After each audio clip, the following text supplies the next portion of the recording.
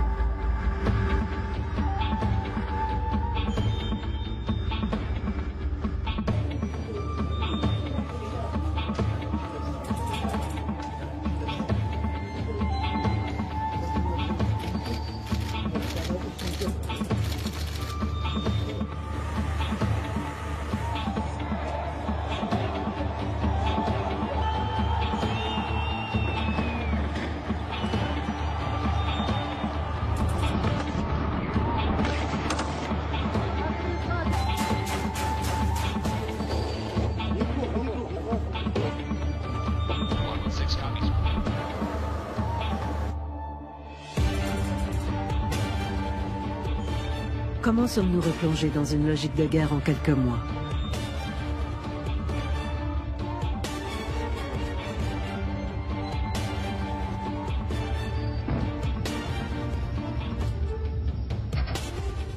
La Russie est le principal exportateur de gaz au monde. Son implication dans la guerre de l'Ukraine aura-t-elle été patriotique ou économique? L'approvisionnement en énergie pourrait-il devenir la clé de l'avenir de l'Union européenne? Le Kremlin chercherait-il à affaiblir l'Europe par tous les moyens pour préserver sa domination économique?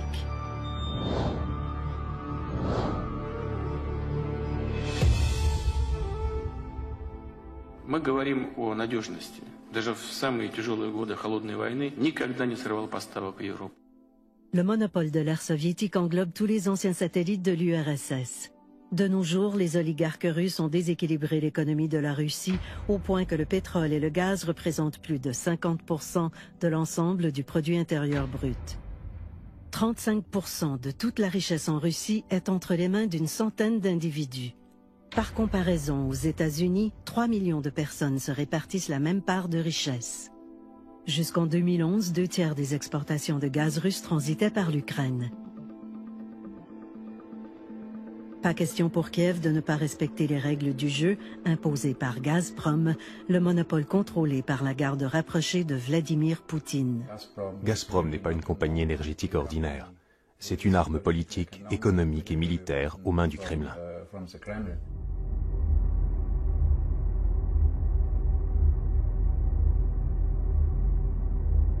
Известный негативный пример – это кризис 2009 года с Украиной, незаконные требования к Российской Федерации запредельно снижать цены для внутреннего потребления Украины привели, по сути, к отказу транзитировать наш газ в Европу.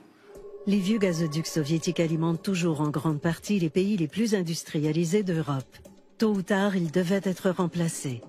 Les années de tension avec Kiev laissent le Kremlin songeur. L'aspiration des jeunes Ukrainiens à faire partie de l'Union européenne vient ajouter du gaz sur le feu. Viktor Yanukovych, candidat favori de Moscou, avait été élu président en 2010 en promettant l'Europe aux électeurs. 3 ans plus tard, son gouvernement a atteint des sommets inégalés de corruption. L'économie piétine, tandis que des milliards en fonds publics sont blanchis ou détournés à l'étranger. L'Ukraine a une forte dette envers la Russie pour le gaz, mais Yanukovych prétend que les fonds sont épuisés. Moscou se sert de ce prétexte pour forcer Yanukovych à faire volte-face, juste avant de signer un accord de libre-échange avec Bruxelles. C'est la révolte. Les jeunes occupent la place Maïdan, bientôt rejoints par diverses factions, dont des membres de l'extrême droite qui espèrent tirer parti de la confusion. Les yeux du monde étaient alors braqués sur les Jeux de Sotchi.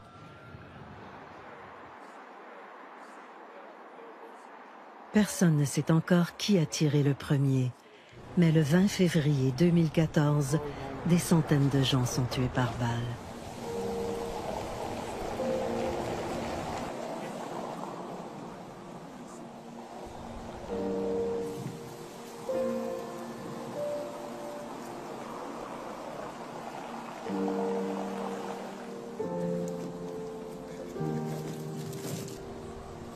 Yanukovych et sa police sont pointés du doigt et le 22 février, il prend la fuite.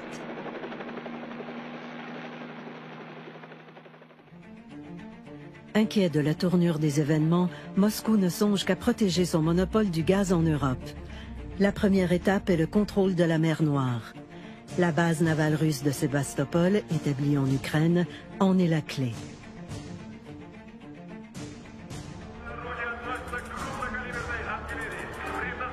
Moscou marche en Crimée le 28 février et cette annexion est couronnée par un référendum expéditif 2 semaines plus tard.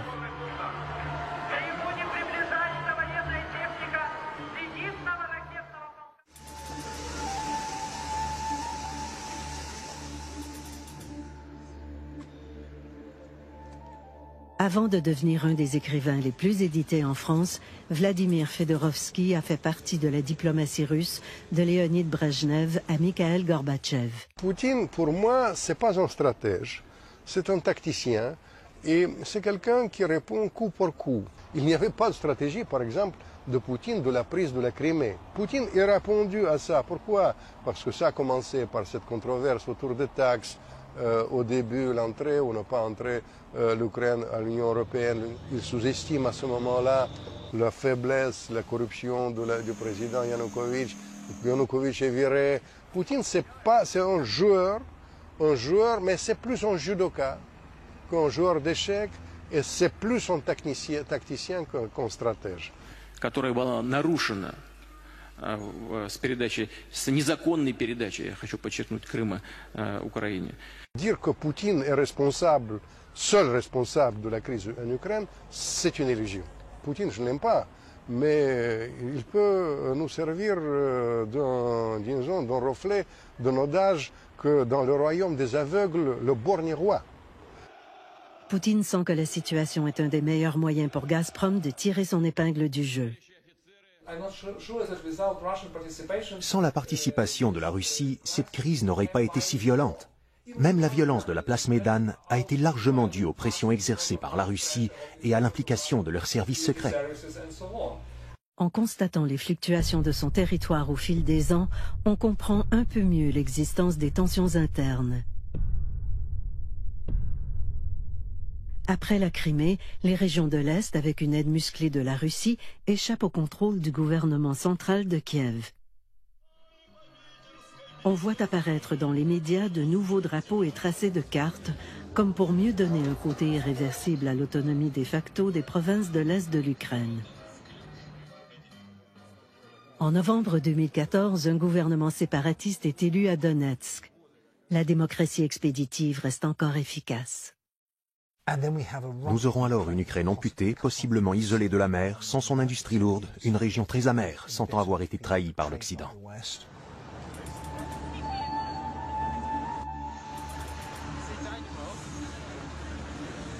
Edward Lucas, un des éditeurs en chef du magazine The Economist, est spécialiste des questions de l'Est et de la Russie.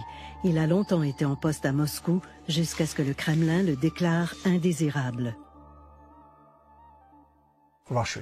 La Russie est un important fournisseur de gaz, mais elle n'est pas le seul. Nous pouvons constituer nos propres réserves pendant l'été. Nous pouvons acheter plus de gaz à la Norvège. Nous pouvons faire plein de choses si nous le voulons vraiment. Toutes ces solutions ont un prix, parfois très élevé, et nous ne sommes pas prêts à payer. Nous préférons voir M. Poutine gagner plutôt que d'avoir froid et de s'appauvrir. Le gaz fait partie intégrante de la politique étrangère des Russes. Et ils ne font pas un secret du fait qu'ils utilisent la dépendance au gaz comme moyen pour que les pays restent gentiment amicaux ou craintifs.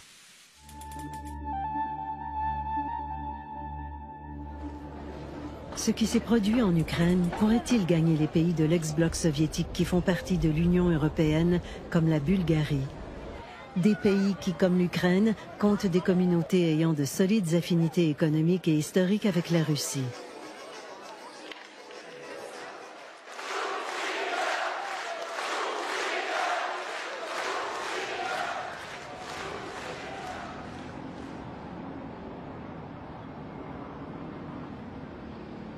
Vassil Filippov a toujours été étroitement associé aux services secrets. Il est devenu le grand patron de Bulgargaz, puis il a réalisé qu'il ne travaillait pas pour le développement de son propre pays, mais plutôt pour celui des Russes. Suite à ses dénonciations publiques, il a échappé à plusieurs attentats à sa vie. Il est toujours armé, possède 10 numéros de téléphone pour déjouer l'écoute électronique et a installé des vitres pare-balles tout autour de son bureau. La Bulgarie n'a jamais pu développer son indépendance énergétique. Elle s'est toujours laissée gouverner, exploiter ou entraver par l'Union soviétique. Et la Russie d'aujourd'hui est le successeur de cet État colonial. Les réserves sont énormes et le gaz russe a toujours trouvé preneur en Europe. Pour certains pays, la dépendance est totale. Le but de Gazprom est que les choses restent ainsi.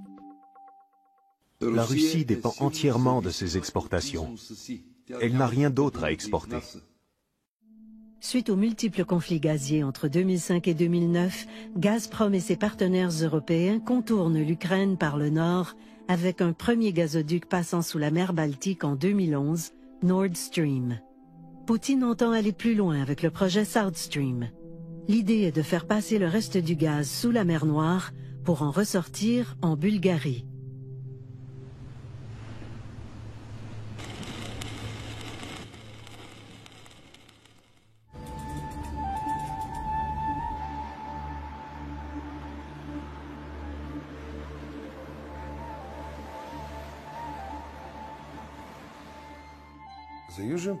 South Stream n'est absolument pas rentable.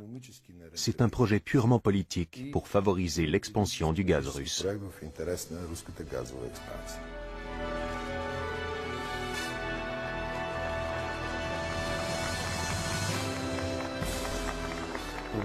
Le problème n'est pas seulement une question de politique ou de corruption.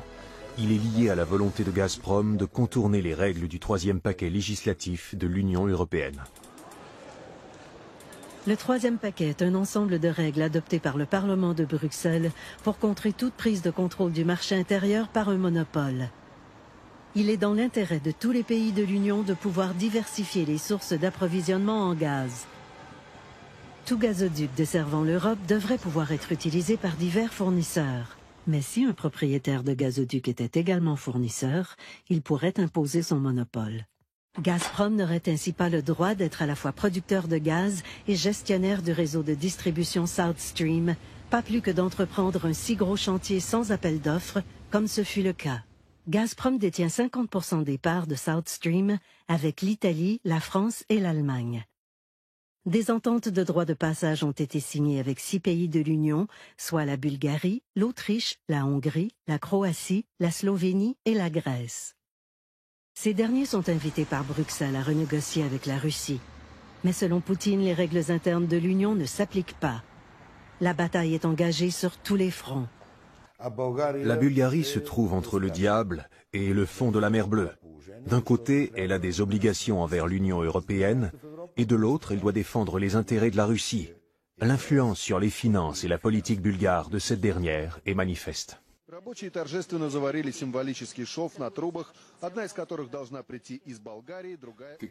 Personne ne parle du coût de South Stream. C'est une source d'incertitude, puisqu'il s'agit manifestement d'un projet d'infrastructure dont Poutine s'est servi pour faire du chantage en Ukraine. Les pressions des Américains et de Bruxelles ont eu raison de South Stream. Poutine en a profité pour déclarer l'abandon de ce projet mort-né. À la place, et pour une fraction du coût, Gazprom pourrait construire un gazoduc passant par des territoires mieux soumis aux désirs du Kremlin. Serait-ce le véritable enjeu de la guerre en Ukraine? En attendant, Poutine a signé une alliance gazière avec la Turquie, un autre membre de l'OTAN mais pas de l'Union européenne. de quoi semer encore plus la zizanie. La crise en Ukraine repose sur un enjeu énergétique. Les pipelines qui traversent l'Ukraine fournissent l'ensemble de l'Europe et rapportent des milliards aux Russes. Mais il y a une question plus importante que personne n'a l'air de comprendre. Мне кажется, что русский и украинский народ – это практически один народ. Вот кто бы чего ни говорил.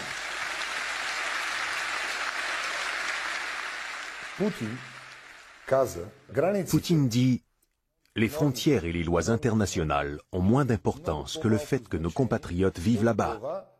Ils sont 1, 2, 3 millions et nous avons le devoir d'aller les aider. Les règles européennes ne s'appliquent pas. » Avec de telles politiques, le monde se transforme en jungle. Les pipelines russes n'exportent pas que du gaz, mais aussi de la corruption. Et c'est pourquoi les Russes aiment tant les pipelines et leur construction, malgré des coûts énormes pour le peuple russe.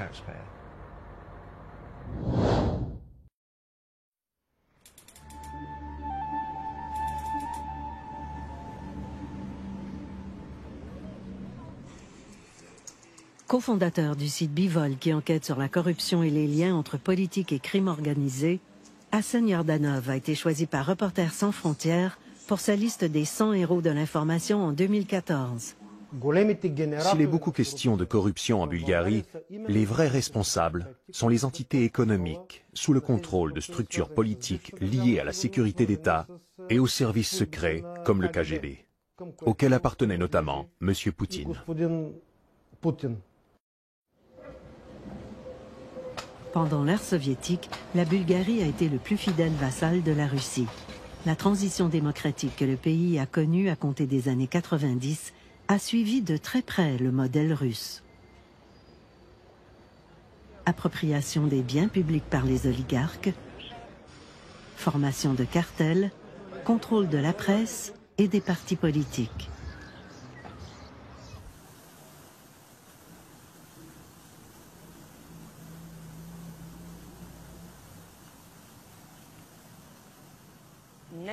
Ce n'est pas surprenant qu'il y ait des milliardaires en Bulgarie.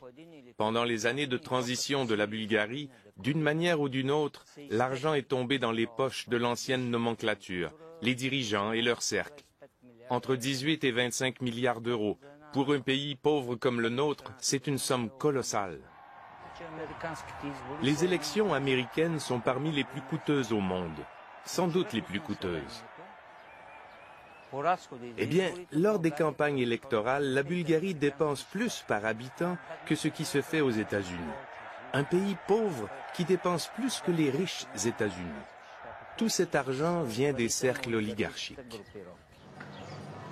Le plus pauvre pays de l'Union européenne est pourtant un des pays avec le plus de voitures de luxe per capita, une luxueuse Riviera et des habitudes de vie dignes des grandes économies.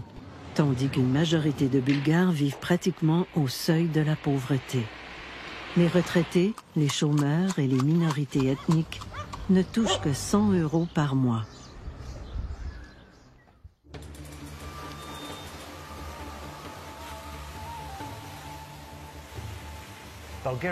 La Bulgarie a changé depuis qu'elle a joint l'Union européenne, mais seulement en surface.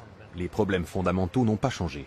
Je parle ici de la superposition entre affaires et politique, entre criminalité et politique, mais d'abord et avant tout de l'influence russe. Il est clair que la Russie est prête à exercer toutes sortes de pressions sur les pays qui lui désobéissent.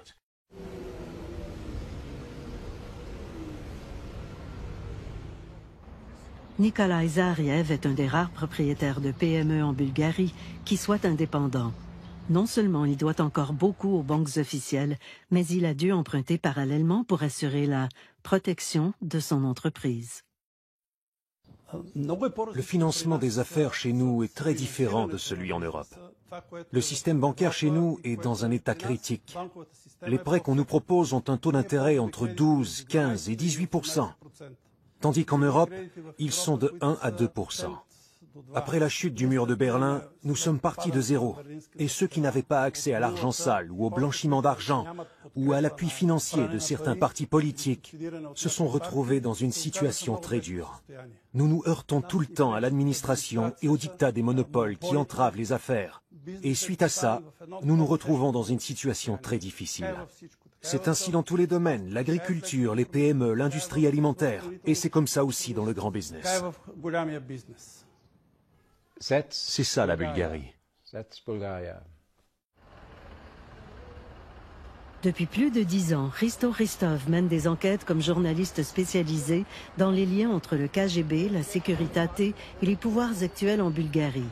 Son logement a été saccagé, sa voiture vandalisée et à maintes reprises, lui et sa famille ont été menacés directement. Les services spéciaux actuels se croient au-dessus de la loi. Ils travaillent en grande partie comme ils le faisaient il y a 25 ans et plus. En se plaçant au-dessus de la loi, ils ne servent plus l'intérêt commun. Et ils sont dirigés par des gens encadrés par Moscou. Le contrôle du gaz, c'est le contrôle du pouvoir. Or, dans le modèle russe, la majorité des détenteurs du pouvoir sont les héritiers de ceux qui, avant, tiraient les ficelles dans l'ombre. Voici le serment d'allégeance au KGB d'un homme qui est devenu conseiller du Premier ministre. Poutine excelle dans l'art de repérer les gens vulnérables. Certains ont des sentiments anti-américains. D'autres sont plus réceptifs à la flatterie. Et parfois, il y a un intérêt commercial.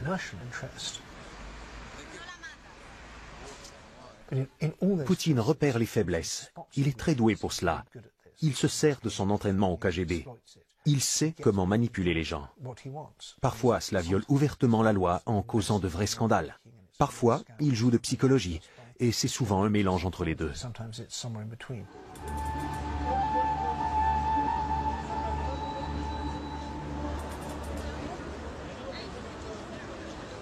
Depuis plus de 25 ans, Jürgen Roth enquête sur les mafias de l'Est et de la Russie. Il a publié plus de 30 livres sur le sujet. Son domicile a été l'un des premiers à pouvoir être masqué sur Internet, car il a été l'objet de plusieurs menaces et intimidations, dont cette incitation publique à la violence d'un ex-ministre de l'Intérieur en Bulgarie. Les gouvernements des pays occidentaux ne sont pas vraiment convaincus que les systèmes démocratiques courent un danger quand il y a des liens entre les groupes criminels organisés, la mafia et les représentants de l'État. Au Monténégro, en Bulgarie, au Kosovo, dans tous ces cas, on constate des liens étroits entre le crime organisé, la corruption et l'élite politique. Pour le Kremlin, que peut valoir l'intérêt du peuple face à l'intérêt supérieur de la nation pour le gaz? Bruxelles est le plus grand investisseur dans notre région, la Bulgarie et la Roumanie.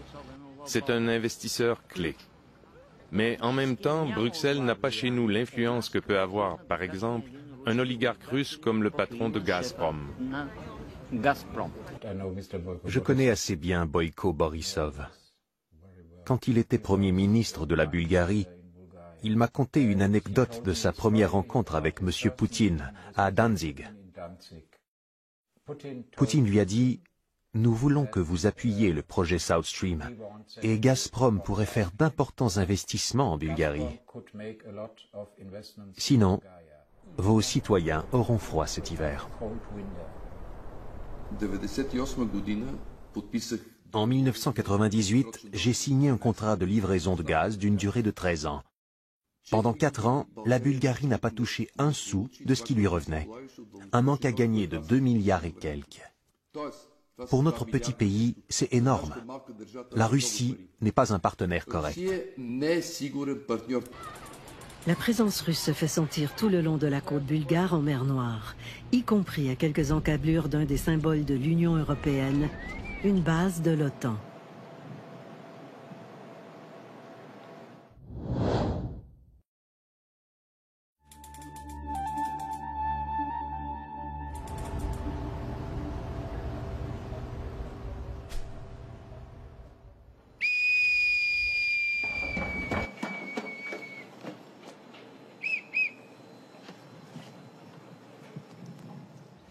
Depuis toujours, la mer Noire est un carrefour vital du point de vue militaire et pour intercepter la contrebande.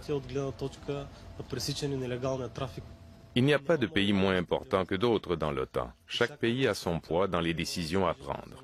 Évidemment, les plus grands pays ont plus de poids, mais la Bulgarie a toujours joué son rôle et il continuera à augmenter.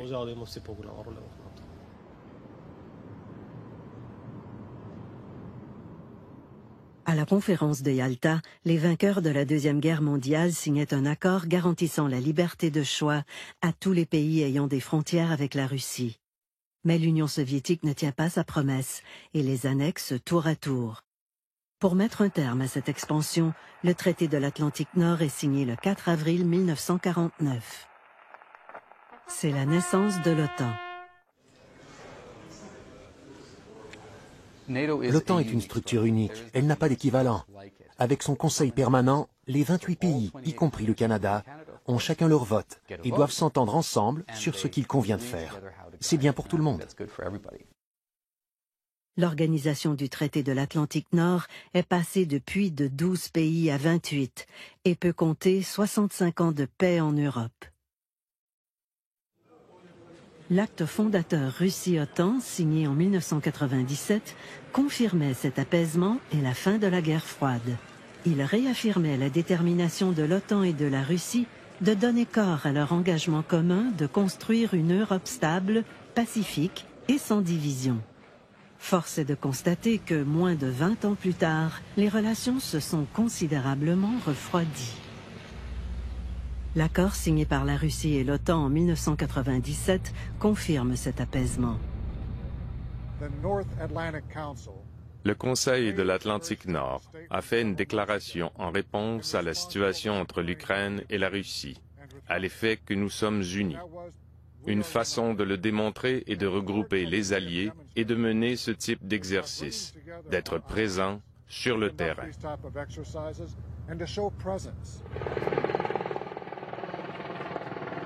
La force de l'Alliance atlantique est à même d'ébranler le monopole du gaz. Mais Moscou n'interviendra pas militairement dans un pays membre de l'OTAN en raison de conséquences catastrophiques. Actuellement, la seule chose qui se passe, c'est qu'il y a une guerre dans un bout d'Ukraine où les gens sont russes. Et de ce fait-là, je ne peux pas tirer l'idée que la Russie est en train d'agresser le monde occidental. Voir un Canada va en guerre, comme voir une Suède va en guerre, ça m'a fait du mal.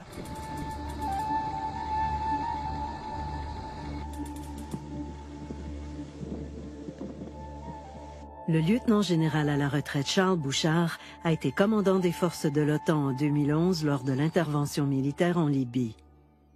Est-ce que l'OTAN est une force de dissuasion pour empêcher Poutine de faire quelque chose sur les marges? Non. C'est bien sûr, article 5, ça c'est la ligne. Mais Poutine le sait. Poutine sait qu'il ne peut pas croiser cette ligne-là. L'article 5 dit si un pays, un des membres de l'OTAN se fait envahir, tous les autres doivent voler à sa rescousse et défendre au meilleur de leur capacité et de leur volonté.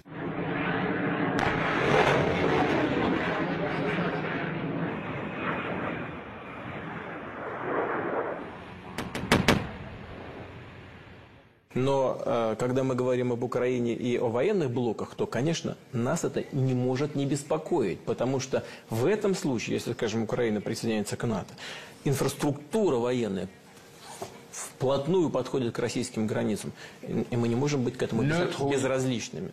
Le Kremlin hésite, mais toute expansion de l'OTAN est vue comme une menace directe à l'économie russe. Admettons qu'il y avait une intervention russe dans un des pays membres de l'OTAN, ce qui n'est pas le cas de l'Ukraine. Moralement et légitimement, tous les membres de l'OTAN auraient une responsabilité de voler au secours de cet État-là.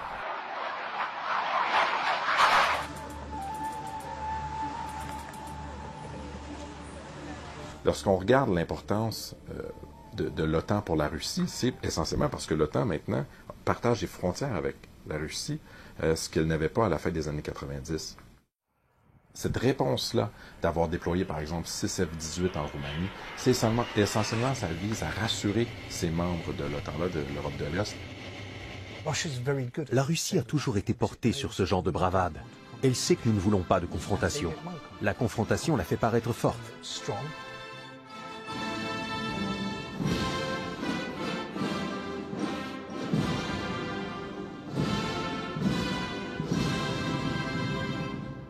Bien que l'Estonie, la Lituanie et la Lettonie soient parmi les plus petits pays d'Europe, la propagande est parvenue à les pointer comme les principaux ennemis du peuple russe. La sécurité militaire des pays baltes m'inquiète beaucoup. Leur situation est comme celle de Berlin-Ouest pendant la guerre froide. Ils représentent un symbole vital, mais sont indéfendables d'un point de vue militaire. La seule façon d'assurer la défense des pays baltes n'est pas en envoyant 2, 6, 10 ou même 20 avions de chasse, mais en faisant bien comprendre que tout le poids de l'OTAN est derrière eux.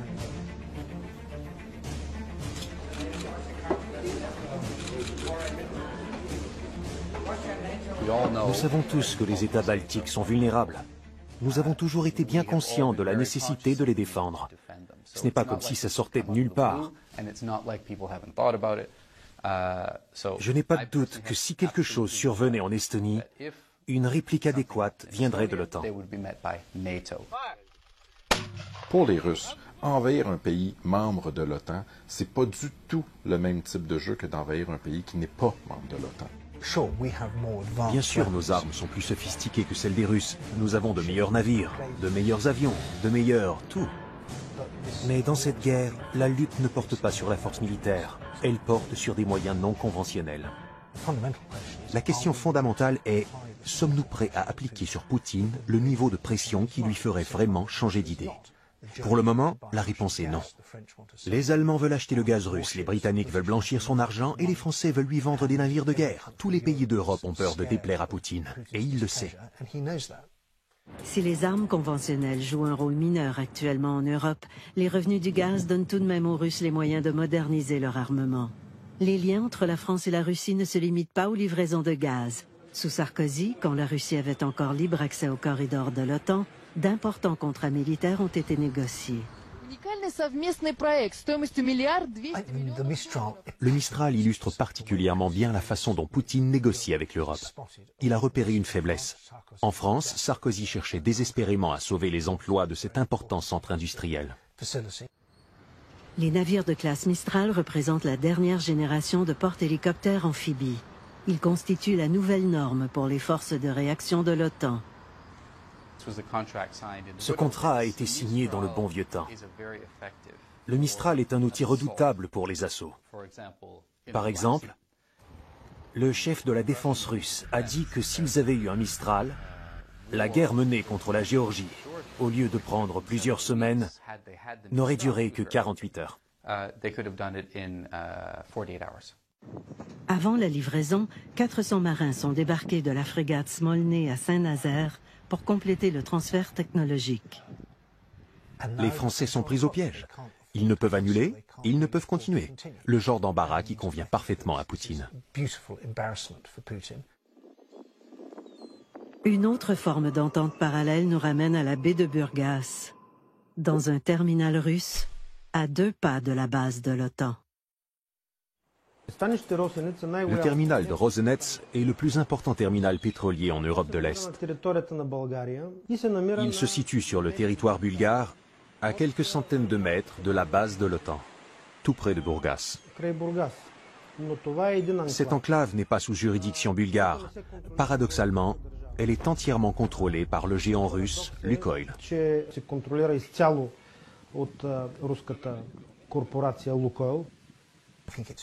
Après avoir si bien fait en Ukraine, il est tentant pour Poutine de chercher à miner la crédibilité de l'OTAN dans les États plus vulnérables. Ce secteur est 100 fois mieux protégé que nos frontières.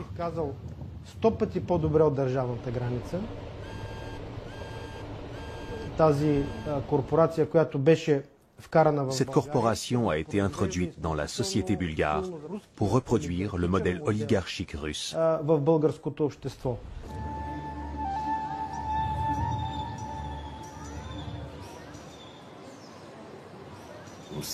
La Russie n'est pas un pays souverain. C'est Poutine et son despotisme. Cela devient de plus en plus dangereux pour nous tous, pour l'ensemble de l'Europe, pour le monde entier, et de plus en plus imprévisible, car il n'y a pas de correctif interne. Je pense que c'est un problème que Poutine n'ait pas de gens pour lui dire qu'il se trompe. Au début, il avait plusieurs conseillers qui lui donnaient un avis d'un côté, puis un différent de l'autre. Il décidait pour lui-même. Il semble maintenant entièrement dépendant sur les sources des services de renseignement, souvent fausses ou paranoïaques. et le plus souvent donné par des gens qui essaient de dire ce que le patron veut entendre. Il ne nous reste qu'à attendre des correctifs venant de l'extérieur. À ce chapitre, je suis en faveur d'une position plus ferme de la part de l'Union européenne et de celle des pays de l'Amérique du Nord, y compris le Canada. Parce que l'attitude agressive de la Russie ne peut être équilibrée et stoppée que par une prise de position catégorique du point de vue de la civilisation occidentale.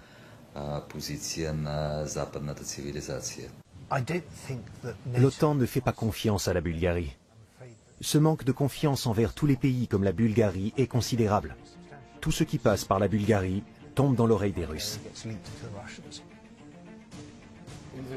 Au cours des dernières années, la Bulgarie a servi de cheval de Troie pour le compte des Russes dans les pays européens. Et j'ai bien peur que cette situation ne se poursuive. Puisque la Bulgarie collabore si bien avec Poutine, une crise comme en Ukraine n'aura pas lieu ici. Pas plus que dans les autres pays concernés par la nouvelle distribution du gaz.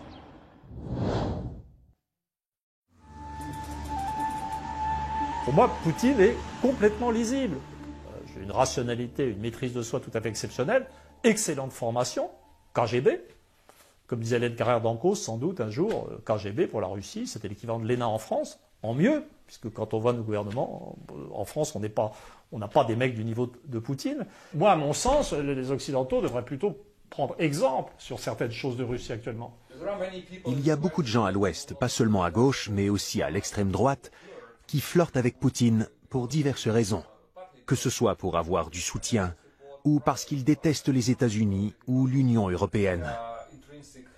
La Russie joue très efficacement avec ces cartes. Joseph Kobzon, idole des Russes. Soupçonné d'être lié à la mafia russe, les États-Unis lui refusent 2 fois un visa d'entrée. Il se mêle de politique dans tous les pays où il y a de l'influence russe.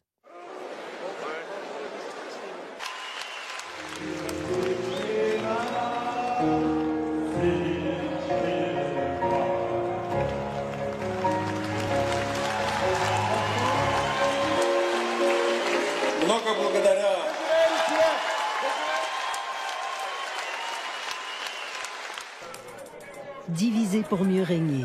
Pour le Kremlin, il est rentable que l'opinion publique pense que la guerre soit menée contre le fascisme et le néonazisme plutôt que pour le gaz. Du même souffle, le Kremlin offre son soutien à plusieurs partis d'extrême droite en Europe. Rien de plus facile que de faire passer un cosaque pour un néo-nazi. Contrairement à ce que l'on peut lire dans les médias sociaux, Mykola Bondar déteste autant Poutine que l'extrême droite ukrainienne qui l'a sauvagement agressé. Les paroles de Poutine ne valent rien. Même une fois l'armée russe partie, ce qui s'est passé ici mettra des années pour guérir. Mais il y a 2 guerres qui sont en cours. Il y a la guerre en Ukraine présentement et disons les conflits à l'extérieur de l'Europe, mais surtout la guerre des mots. Dans tous les pays, on assiste présentement à une guerre des mots et chacun tire avantage pour sa population nationale. Pour Vladimir Poutine, c'est d'augmenter la fierté de son peuple, d'augmenter son contrôle sur sa population, de donner l'image d'une Russie qui se défend, qui prend des positions fortes face à la communauté internationale, face aux États-Unis, qui n'est pas servile, comme l'image qu'on avait de la Russie à la fin des années 90, qui a réintégré la cour des grandes puissances. Но я знаю, я уверен, мы все преодолеем, все решим, потому что мы вместе. Слава России!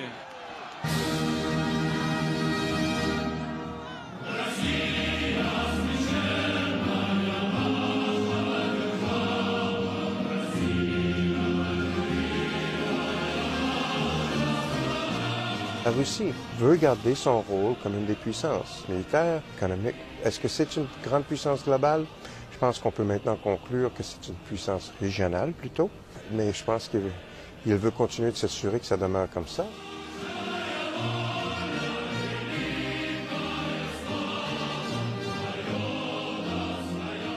Un des rôles clés de la propagande reste de détourner l'attention des enjeux qui ne concernent pas le peuple. comme le fait que le gros des profits du gaz reste dans les poches des oligarques. Si vous demandez aux Russes, croyez-vous que votre pays est bien dirigé? Non. Croyez-vous que la corruption s'aggrave? Oui. Croyez-vous que les services publics s'améliorent? Non. Croyez-vous que les infrastructures sont meilleures? Non. Faites-vous confiance à vos dirigeants? Non. Êtes-vous satisfait de quoi que ce soit dans ce pays? Non. Aimez-vous Poutine? Oui.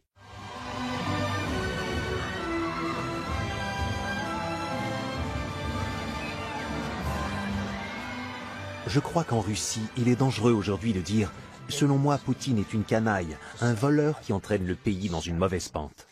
Je peux comprendre que les gens répondent d'une façon dont ils jugent plus sûre pour eux, plutôt que d'après leurs convictions. Je suis vraiment désolé pour les Russes. On leur a dérobé les fruits de la chute du communisme en 1991 et de la libération de leur pays. Ils sont passés d'une forme d'autocratie, le totalitarisme soviétique, à une autre, le capitalisme de connivence et la kleptocratie. Ce n'est pas bon pour les Russes. Ils font partie de la civilisation européenne. La culture russe est extrêmement importante. J'estime que cette bataille contre le Kremlin ne sera gagnée que si nous avons les Russes de notre côté. Il faut décider, voulez-vous vivre dans un système démocratique ou non? Si vous faites partie de la Russie, ou si vous coopérez étroitement avec la Russie, il vous faut oublier la démocratie, l'état de droit, la primauté du droit, la liberté de presse, la liberté de parole, etc. Il n'y a pas de station de télévision indépendante au pays. En général, les Russes ne lisent pas la presse. Ils se tournent vers la télévision. Et quand elle appartient à l'État, on y voit toujours la même propagande. Des stations de télévision ont été fermées, des journaux ont été fermés, et des journalistes ont été tués et mis en prison. Tués ou mis en prison. Si vous qualifiez cela de liberté de presse, eh bien, c'est une liberté de presse à la russe.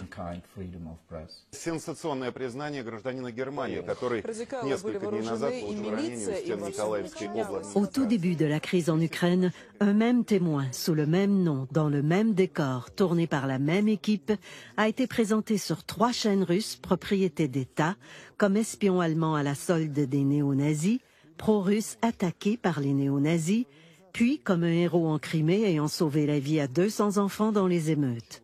Face à la pression des médias sociaux, une seule des chaînes a fini par déclarer qu'elle avait été victime d'un canular. Mais ce qui est important, quand on est dans une guerre des mots, c'est les symboles, beaucoup plus que les gestes en substance. La plupart des gens se basent sur soit la télé, soit des réseaux sociaux monolithiques, ne cherchent pas à confronter leurs idées reçues, ce qui limite leur information, ce qui simplifie leur raisonnement. Le contrôle de l'image de la Russie sur la scène internationale favorise les intérêts russes dans l'ensemble des marchés, mais surtout en Europe. Il faut relativiser les choses. Poutine verrouille la presse, mais la censure là-bas n'existe pas. C'est ça la réalité. Les grands médias, la télé, la radio appartiennent évidemment à l'État, sinon contrôlés par disons, l'entourage de Poutine et Poutine lui-même, mais la censure formellement, ça n'existe pas. Lors de la populaire émission annuelle Ligne directe avec Poutine, où le président répond aux questions de son peuple, le scoop de l'émission du 17 avril 2014 devait être cet appel surprise.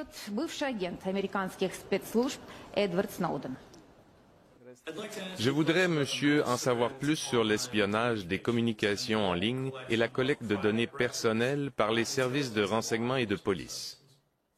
Le coup de théâtre a grandement déçu les supporters du responsable de la plus importante fuite de données de l'histoire du renseignement américain. Après coup, Snowden a senti le besoin de se justifier dans une lettre au Guardian. Il n'était pas devenu la marionnette de la propagande du Kremlin. Poutine a depuis prolongé de 3 ans son permis de séjour. Уважаемый господин Сноуден, вы бывший агент. Я раньше имел отношение к разведке. Так что мы с вами будем говорить на профессиональном языке. Прежде всего, у нас существует строгая законодательная регламентация, и поэтому массового характера, неизбирательного у нас нет. И в соответствии с законом быть не может. Poutine fait appel à l'ambiguïté comme arme de guerre. Il dit une chose, mais il fait le contraire le lendemain. C'est très difficile pour nous. Nous nous attendons que la Russie agisse comme un État normal. Nous ne devrions pas. Nous devrions dire à Poutine, ce sont vos soldats. Ils ne sont pas en vacances, ils ne sont pas loués. Vous avez attaqué l'Ukraine, vous l'avez envahie, et il vous faut en subir les conséquences. Ну, конечно, не может быть в современном мире будущего политики, которая основана на экспансионизме и каких-то завоеваниях. Разумеется, речь идет о том, что Россия в современном мире и в будущем может быть и должна быть партнером для наших традиционных. Ни российского национализма мы не будем поддерживать, ни империю не собираемся возрождать.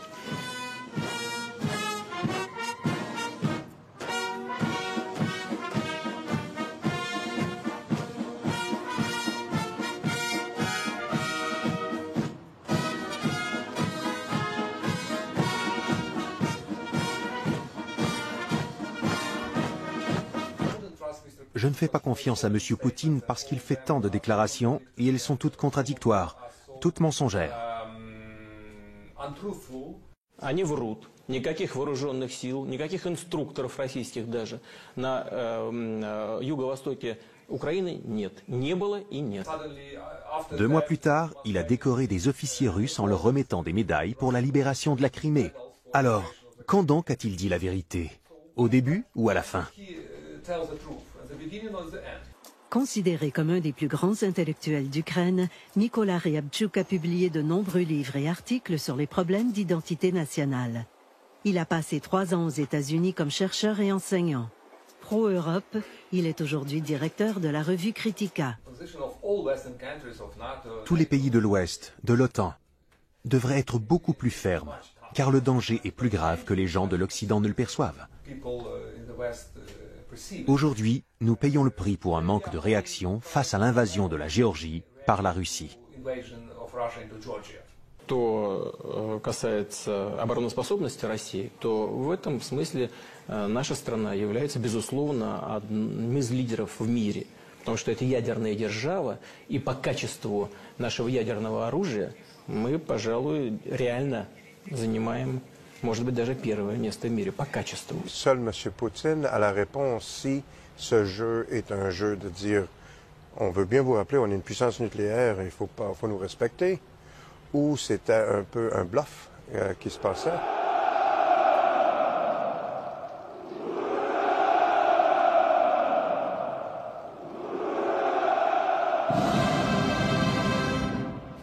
Я хочу напомнить, что Россия является одной из наиболее мощных ядерных держав. Это не слова, это реалии. И более того, мы укрепляем наши силы ядерного сдерживания, мы укрепляем наши вооруженные силы. Они действительно становятся более компактными и более эффективными. Contrairement à ce qu'on pense, il ne veut pas reconstitution de l'URSS. Il veut reconstitution l'influence russe, le mot influence. L'opposition aux priorités de Poutine existe en Russie, comme le démontrent les milliers de manifestants qui ont pris les rues de Moscou contre la guerre en Ukraine.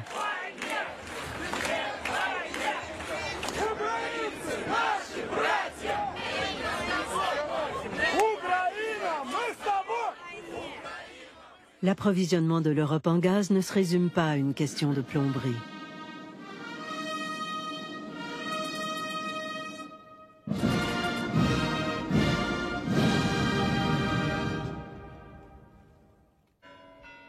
Sous l'éclairage du gaz, on comprend que la Russie ne veut pas faire la guerre à l'Europe, mais utiliser tous les moyens pour protéger un marché vital pour son économie.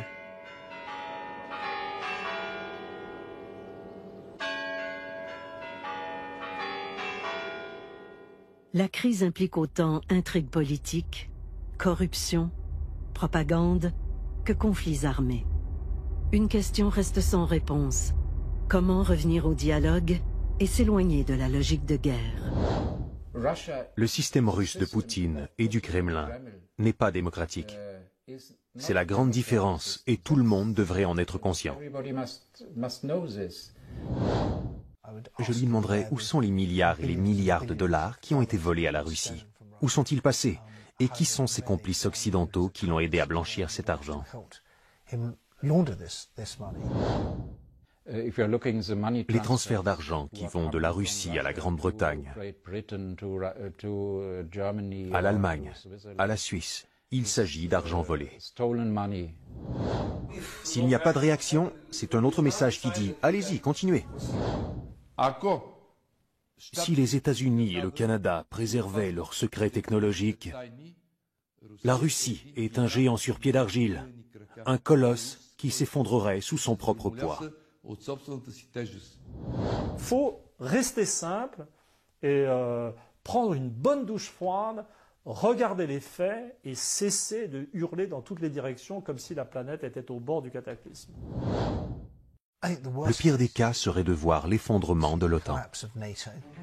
L'Amérique est à bout de patience face à l'Europe. L'Europe manque de confiance envers l'Amérique. Et le cauchemar serait que la Russie parvienne à accomplir ce que l'Union soviétique n'a pas réussi, c'est-à-dire neutraliser et dominer le continent européen.